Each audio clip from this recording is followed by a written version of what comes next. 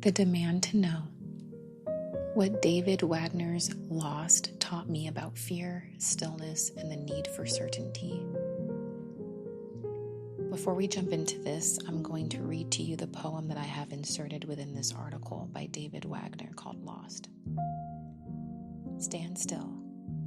The trees ahead and bushes beside you are not lost. Wherever you are is called here, and you must treat it as a powerful stranger, must ask permission to know it and be known. The forest breathes. Listen, it answers. I have made this place around you. If you leave it, you may come back again, saying, here. No two trees are the same to raven. No two branches are the same to wren. If what a tree or a bush does is lost on you, you are surely lost. Stand still. The forest knows where you are. You must let it find you. Many of us may feel lost in the forest of life right now. We might be lost in the hippocampus forest, the archives of our mind. The past imprints, the wounds, the scars left on our hearts. We might feel lost in our marriage or in our relationships, in our life choices, our career. We may feel lost in where we're going, what we're doing, and what we have done. I find myself in that place too. It's a liminal hallway that sometimes seems to continue to stretch farther out the more I continue. When I read the poem, Lost by David Wagner, and I dive in and pick it apart in the way that my brain loves to, I realize how much my sense of self has been rooted in fear and panic. How the imprint in my timeline, the fear of abandonment, all have led me, took the wheel and driven me through life. It's easy to feel that we have healed when we are single, living alone, or remaining unchallenged by others around us. My marriage has revealed a lot of what is still leading me in panic and fear. And when you're in panic and fear, your entire relationship to your surroundings changes. It's almost like one of those holographic images when you're in the hallway and it just is moving so quickly that everything around you is blurry. My attention starts to narrow. My brain starts to search for danger.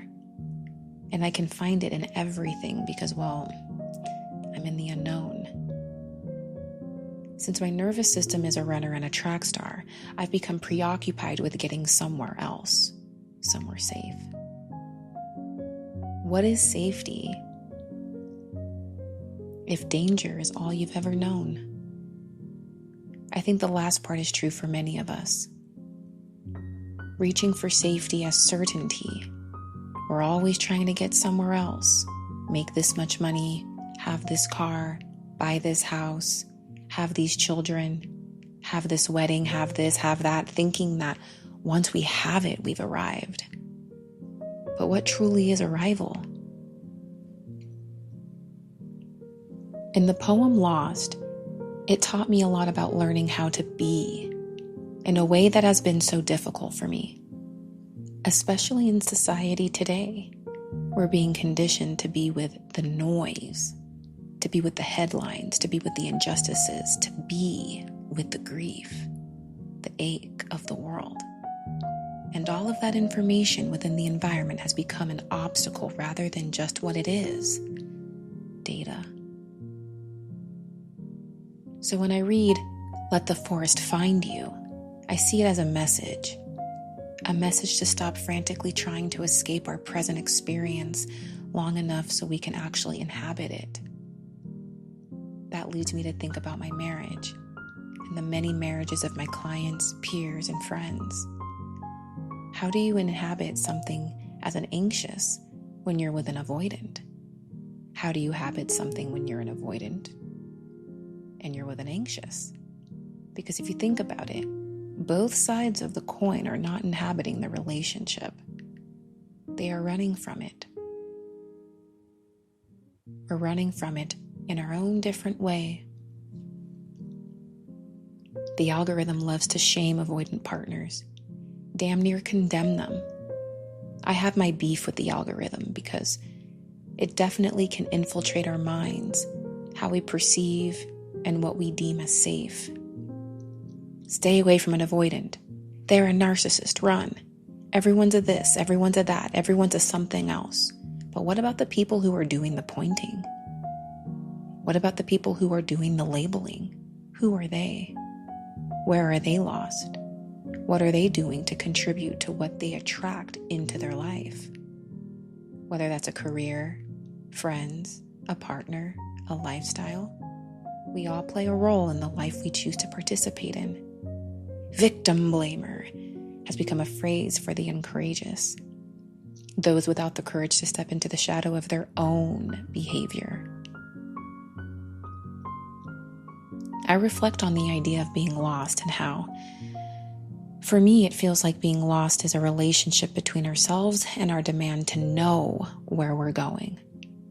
I can be sitting in a forest with somebody, picking you up and plopping you beside me in the trees, and wherever you are in your life, whatever you're navigating, despite us being in the forest in that moment, we're not actually in the same place cognitively and emotionally anymore. We're lost within our own interpretations. We might be in the forest, literally, physically, but we're probably lost in our own minds within that forest, lost in our own griefs, our own aches, in our own perceptions of what is or what will be.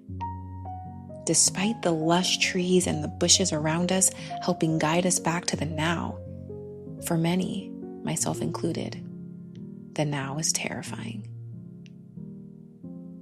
I think about what my work teaches.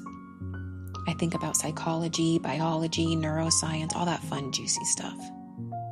How our thoughts can literally change our heart rate and our breathing.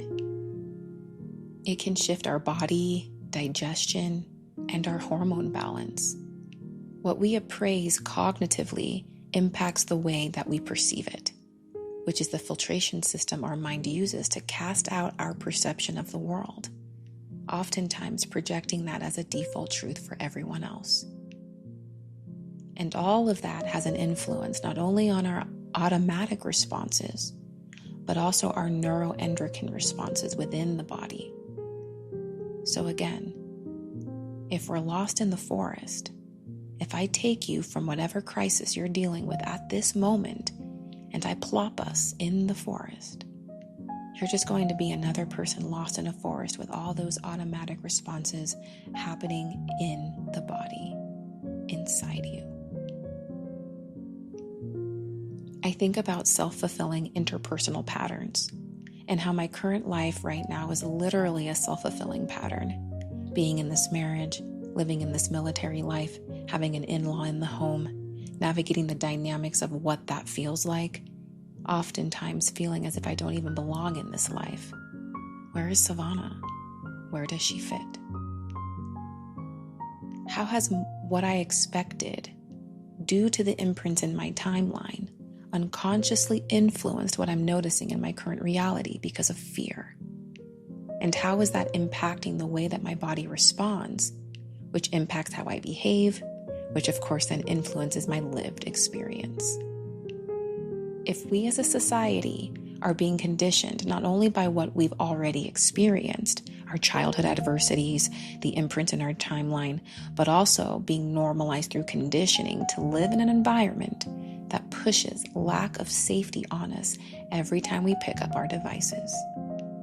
Now we're perpetually, repeatedly thinking about lack of safety, lack of trust, which only creates our attention becoming sensitized to evidence of unsafety, meaning that's all we see. So any form of ambiguous information gets interpreted through expectation lens because we're being conditioned to normalize it. We go through 20 different emotions while scrolling our phones. Everything is ADHD now and labeled genetics. I can't help but scream at the fact that the environment gets bypassed. Our habits and how we choose to live out our daily life cognitively is something we can learn about. We can watch it on YouTube. We can scroll reels about it. Yet, what are we actually taking from that education? What are we applying to our own life behaviorally?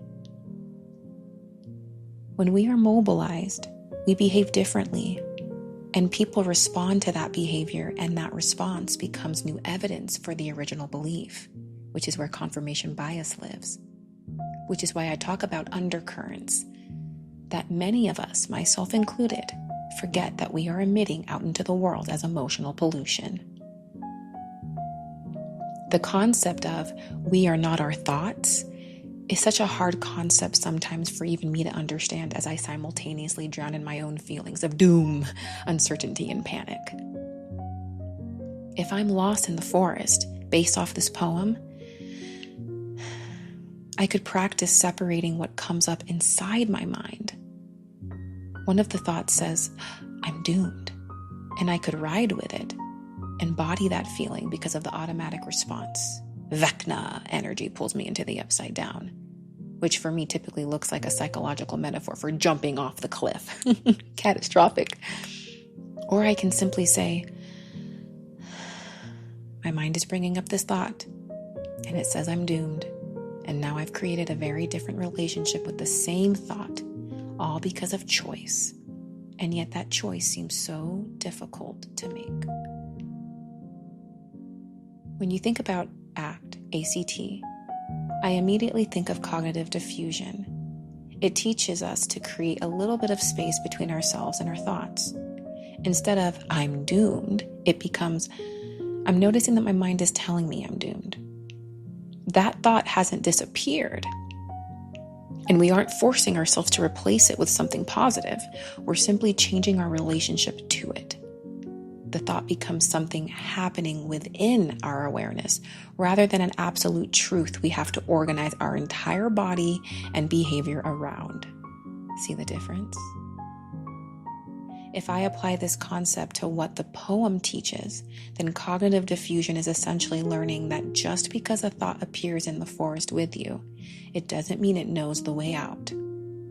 It won't provide you with the sense of certainty.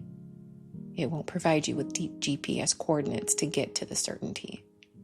We all learn that the nervous system is drawn to familiarity, right? So what is certainty then, if it's not what you are familiar with?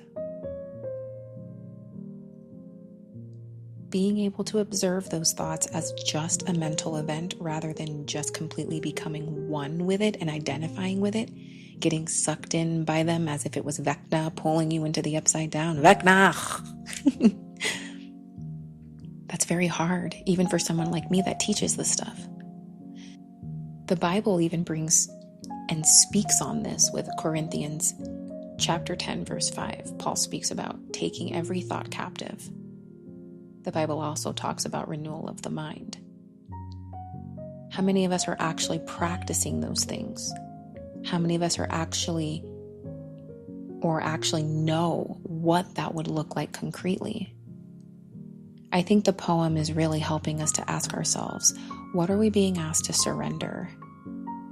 Someone like me who has an overactive brain and thoughts that zip around and create intense physiological states that impact my perception and how I show up in the now, surrendering can feel extremely scary. Because what do you mean you want me to stay lost? Especially when you have an imprint of abandonment in your timeline. Being lost doesn't just feel like uncertainty. Being lost can feel just like abandonment.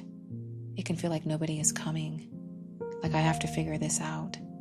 Like I need to know where I'm going before something bad happens. And what happens when you're constantly living with that fear of abandonment inside you?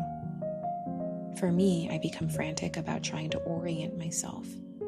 I need to know where I am, where this is going, what this means, what's going to happen next. But I'm asking the same mind that is terrified by uncertainty to somehow manufacture certainty for me. That's a hard ask. So it searches, it starts to analyze, it starts to predict, it starts to watch, looking through that shotgun, right?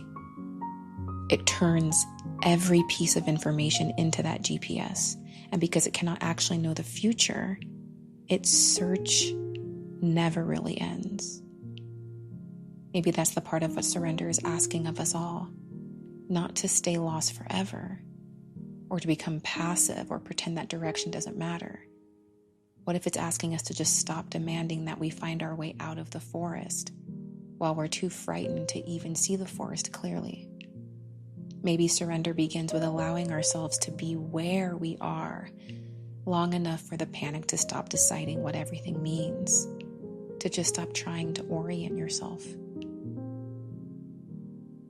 In our current modern society today, that might literally mean stop scrolling, stop the noise, stop the comparison, stop the what ifs, stop the shoulds and the shouldn'ts.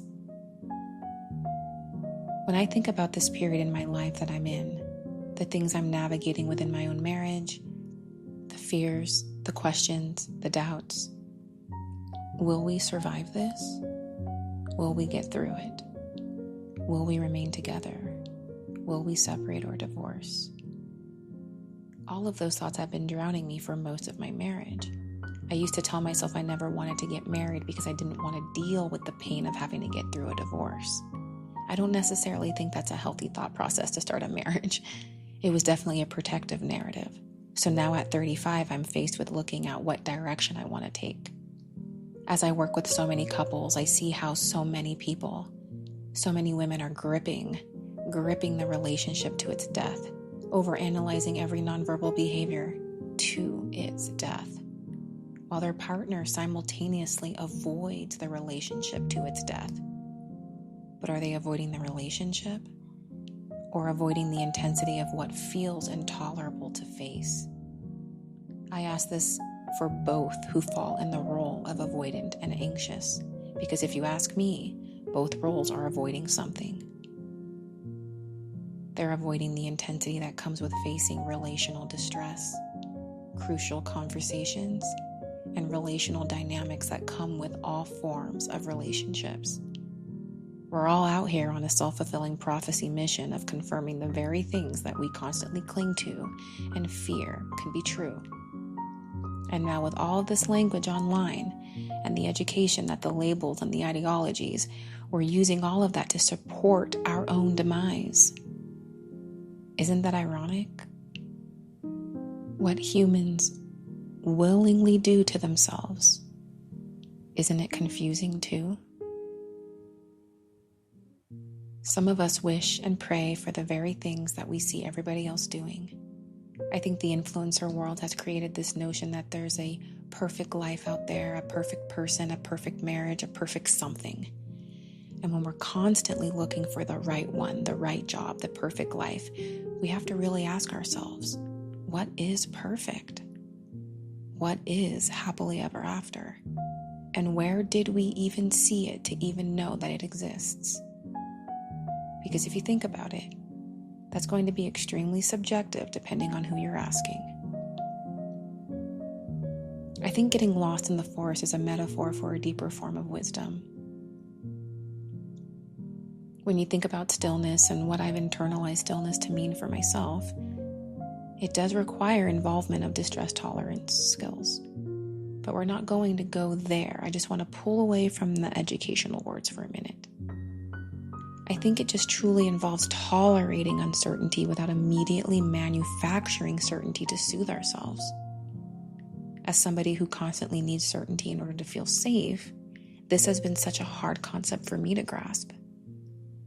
When we think about psychology, it may say, be aware of the thought without immediately obeying it. From a nervous system lens, it might say, reduce enough mobilization that you can perceive more than a threat.